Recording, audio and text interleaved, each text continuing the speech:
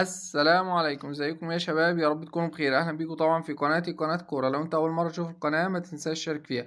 موعد مباراة برشلونة ونابولي في دوري ابطال اوروبا دور 16 مباراة الاياب.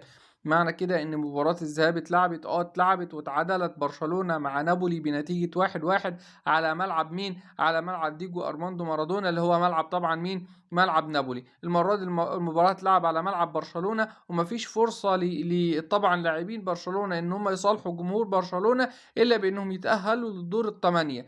المباراة هتكون قوية جدا على ملعب برشلونة يوم الثلاث القادم، اللي هو يوم 12/3 الساعة 10 مساء بتوقيت القاهرة و11 بتوقيت مكة المكرمة. هيعلق على المباراة حفيظ دراجي. المباراة هتذاع على قنوات البين سبورت طبعا.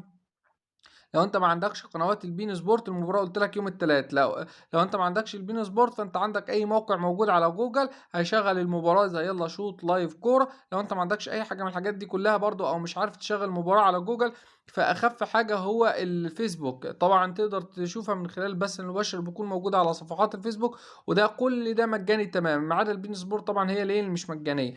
فاتمنى طبعا قبل ما تخرج من الفيديو ما تنساش طبعا تشترك في القناه، تفعل زر الجرس عشان يوصلك كل جديدنا. وبس كده، سلام.